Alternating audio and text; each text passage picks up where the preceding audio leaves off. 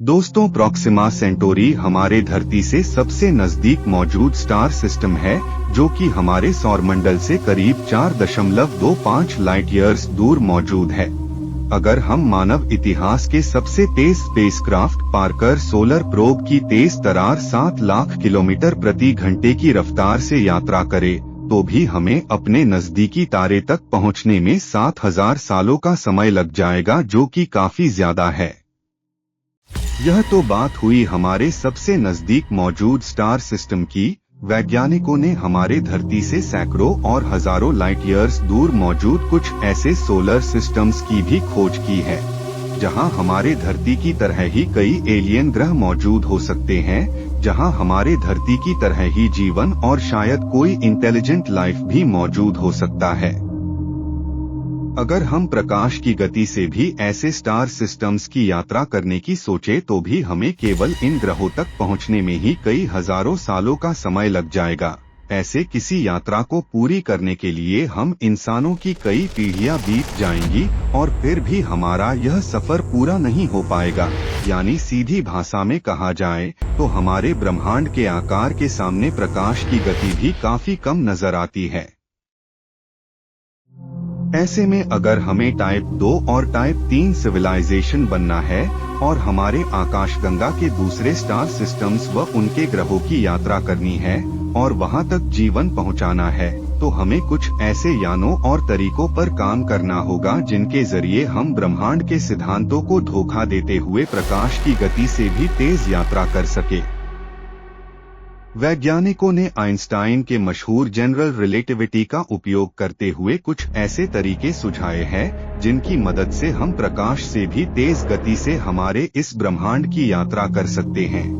ये तरीके हैं वर्म होल्स और वॉर्प ड्राइव्स, जिनके बारे में हम आगे विस्तार से चर्चा करेंगे। दोस्तों, इन तरीकों के बारे में जानने से पहले हमें स्पेस टाइम के बारे में जानना होगा कि आखिर यह क्या है, यह कैसे काम करता है और कैसे हम इसमें मौजूद लूप होल्स के जरिए ब्रह्मांड के सिद्धांतों को धोखा देते हुए प्रकाश से भी तेज गति से यात्रा कर सकते हैं। हमारे वैज्ञानिकों की स्पेसटाइम की ज्यादातर समझ एल्बर्ट आइंस्टाइन के थ्योरी ऑफ जनरल रिलेटिविटी की देन है। जनरल रिलेटिविटी के अनुसार स्पेस और टाइम आपस में एक दूसरे से जुड़े हुए हैं, जिसे फैब्रिक ऑफ स्पेस टाइम कहा जाता है। आसान भाषा में आप स्पेस टाइम को एक चादर की तरह मान सकते हैं, जिस पर हम जितना ज्यादा हैवी ऑब्जेक्ट रखेंगे, यह चादर उतना ही ज्यादा मुड़ेगा या कहे कर्व होगा। उसी तरह मास और एनर्जी स्पेस टाइम को बेंड करती है। ब्रह्मांड में मौजूद हर स्पेस ऑब्जेक्ट अपने आसपास मौजूद स्पेस टाइम को कर्व करता है। ऐसे में जिस ऑब्जेक्ट का मास जितना अधिक होता है, उसका स्पेस टाइम कर्व भी उतना ही ज्यादा होता है, जो कि हमें उस ऑब्जेक्ट के ग्रेविटी के रूप में फील होता है। ऐसे में लो मास वाले ऑब्जेक्ट हमेशा हाई मास वाले ऑब्जेक्ट के कर्व की ओर आकर्षित होते हैं। हमारे ब्रह्मांड में मौजूद बेहद ही ज्यादा मास वाले स्पेस ऑब्जेक्ट्स जैसे कि विशालकाय स्टार्स और ब्लैक होल्स इस स्पेस टाइम को सबसे ज्यादा कर्व करते हैं, जिसकी वजह से इनकी ग्रेविटी सबसे अधिक होती है। वही वैज्ञानिकों का मानना है कि ब्लैक होल्स की ग्रेविटी इतनी अधिक होती है कि ये स्पेस टाइम में होल कर देता है, जिसकी वजह से लाइट भी इसके इवेंट हराइजन के पार नहीं जा पाता। स्पेस टाइम में छेद, होल्स इन स्पेस टाइम। ऐसे में एल्बर्ट आइंस्टाइन और उनके साथी नाथन रोसेन का मानना था कि स्पेस टाइम में कई होल्स यानी सुराख मौजूद हो सकते हैं, जो कि स्पेस में मौजूद दो अलग अलग जगहों को आपस में जोड़ने का काम करते। आइए इसे एक उदाहरण की मदद से समझने की कोशिश करते हैं। मान लीजिए ए और बी स्पेस में मौजूद दो अलग अलग जगहें हैं, जिनकी दूरी कई प्रकाश वर्ष है। अगर आप ट्रेडिशनल तरीके से ए से बी तक की दूरी तय करना चाहे, तो आपको कई लाखों से करोड़ों वर्षों का समय लग जाएगा। पर अगर हम किसी तरह स्पेस टाइम को मोड़ने में कामयाब हो जाएं, तो हम इस शॉर्टकट रास्ते का उपयोग करते हुए बेहद ही कम समय में ए से बी तक की दूरी तय कर सकते हैं, वो भी ब्रह्मांड के किसी नियम को तोड़े बिना ही। वर्म होल्स क्या होते हैं और ये कैसे काम करते हैं? इन्हीं शॉर्टकट रास्तों को वर्म होल्स कहा जाता है, जो कि स्पेस टाइम में होने वाले बेंड की वजह से पैदा होते हैं। आपने इसकी झलकियां मशहूर साइफाई मूवी इंटरस्टेलर में देखी होगी, जहां वर्म होल का एक हिस्सा हमारे सौरमंडल में था तो वही इसका दूसरा हिस्सा दूर किसी स्टार सिस्टम में। वैज्ञानिकों का मानना है कि हमारे ब्रह्मांड में मौजूद ब्लैक होल्स इसी तरह के वर्म होल्स से जुड़े हुए हो सकते हैं, जहां ब्लैक होल अपने आसपास मौजूद हर चीज को अपने अंदर समा लेता है और कोई भी चीज इसके सिंगुलैरिटी से वापस नहीं आ पाता। तो वही इसका एक दूसरा हिस्सा हो सकता है, जो कि ब्लैक होल्स द्वारा निगले गए मैटर को वापस स्पेस में उगलता है, बिल्कुल बिग बैंग की तरह। इन्हें व्हाइट होल के नाम से जाना जाता है, जो कि ब्लैक होल्स से बिल्कुल विपरीत होते हैं। क्या वर्म होल्स आपस में जुड़े हुए हैं? वही कुछ वैज्ञानिकों का मानना है कि हमारे यूनिवर्स के निर्माण के समय कई वर्म होल्स का जन्म हुआ था, जो कि आज भी कॉस्मिक स्ट्रिंग के जरिए आपस में जुड़े हुए हैं, और आकाशगंगाओं के सेंटर में मौजूद विशालकाय ब्लैक होल्स इसी तरह के वर्म होल्स हैं, जो स्पेस में मौजूद दो अलग अलग जगहों को आपस में जोड़ते हैं। हो सकता है कि हम भविष्य में इन वर्म होल्स का उपयोग करते हुए दूसरे सोलर सिस्टम्स और आकाशगंगाओं की यात्रा कर सके, पर वैज्ञानिकों के अनुसार इन वर्म होल्स को पार कर पाना मुमकिन नहीं है, क्योंकि इन्हें पार करने में इन्फिनिट टाइम लगता है। वॉर्प ड्राइव टेक्नोलॉजी क्या है और यह कैसे काम करती है?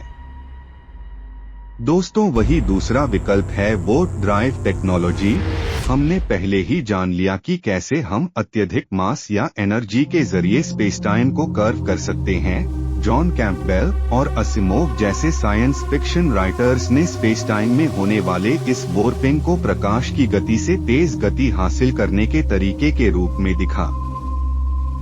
उनके अनुसार अगर हम एक स्टारशिप के आगे मौजूद स्पेस को कॉम्प्रेस और उसी स्पीड से उसके पीछे मौजूद स्पेस को एक्सपैंड करें, तो हम बिना खास एफर्ट डाले ही प्रकाश की गति से भी तेज गति हासिल कर सकते हैं। चलिए हम इसे मिट के एक प्रसिद्ध उदाहरण के जरिए समझने की कोशिश करते हैं। मान लीजिए हमारा स्पेस एक स्लिंग की है, जिसके एक तरफ है हमारी पृथ्वी तो दूसरी तरफ है कई प्रकाश वर्ष दूर मौजूद एक स्टार सिस्टम, और हमारे यान ने धरती से चलना शुरू किया। जब हम इसके पीछे मौजूद स्पेस को फैलाए हैं, इसके आगे मौजूद स्पेस को सिकोड़े, तो हमारा यान बेहद ही कम समय में अपने मंजिल तक पहुंच गया। वॉर्प ड्राइव टेक्नोलॉजी भी बिल्कुल इसी तरह काम करता है। यहाँ खास बात यह है कि हमने केवल हमारे यान के पीछे मौजूद स्पेस को एक्सपैंड तथा इसके आगे मौजूद स्पेस को कॉम्प्रेस किया है, पर हमारा यान खुद एक बबल में सुरक्षित रहेगा और इस बबल के अंदर मौजूद स्पेस में कोई बदलाव नहीं आएगा। यहाँ ध्यान देने वाली बात यह है कि हमारा यान प्रकाश या उससे तेज गति से नहीं चल रहा, बल्कि हमने तो केवल हमारे यान के आगे और पीछे मौजूद स्पेस को एक्सपैंड और कॉम्प्रेस कर प्रकाश की रफ्तार को मात दी है।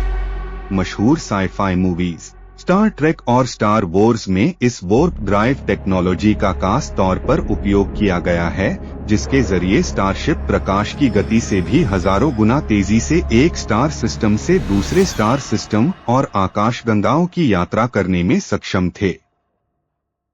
चलिए अब हम यह जानने की कोशिश करते हैं वॉर्प ड्राइव को किस तरह हम एक हकीकत बना सकते हैं।